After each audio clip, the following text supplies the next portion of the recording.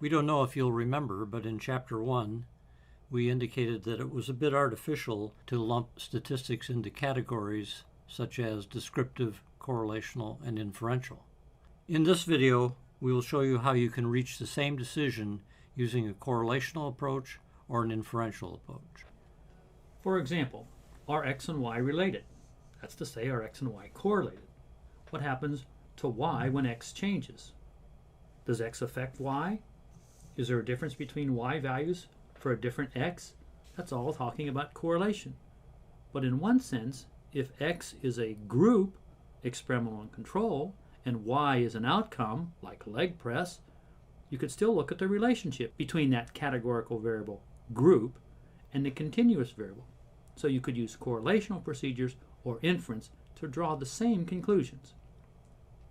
In our example, we're going to look at the relationship between sex, girls coded 0 and boys coded 1, and maximal leg press. Let's take a look at a couple of figures before we actually look at some SPSS output. This shows that there probably is a difference between the means, and if we put a line through there, it would be indicative of a positive correlation. Notice, so there's a difference, but there's also a correlation. Look at the difference between the means, but they are correlated.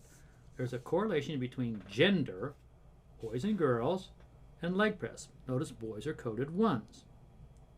What about this example? Is there a relationship here?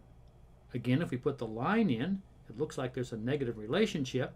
That is, boys coded 1 generally score lower than girls coded 0s. Seems to be a relationship here, and in fact, look at the differences between the means. So whether you're looking at the differences between the mean or talking about a relationship, seem to draw the same conclusion. What about the null hypothesis? It would look like this.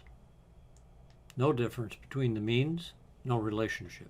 So it looks like we draw the same conclusions whether we use a correlational approach or an inferential approach. Let's take a look at some SPSS output. Here are 3 pieces of output. On the top, there's a correlation coefficient. It's the correlation between sex, males and females, and maximal leg press. Notice that the correlation is 0.034. It's not significantly different than 0.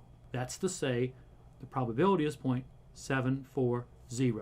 A probability of 0.740 means that if the null hypothesis is true, this result could occur 74% of the time by chance.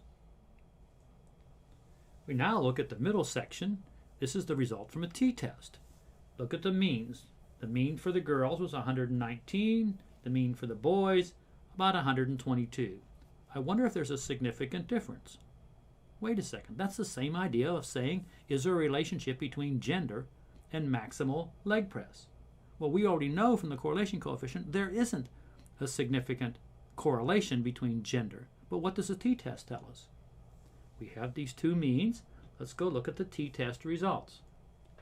And with the t-test results, the probability, again, turns out to be 0.74, the exact result that we got with the correlation.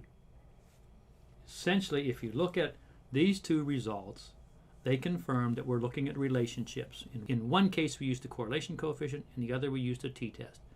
Generally speaking, this is what's called the canonical model.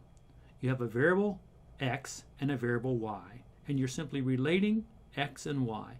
Is there a relationship between x and y? If there is, that means as you change x, something occurs to y. X might be changing in terms of a continuous variable, or it might be changing in terms of being a male or a female, an experimental or a control.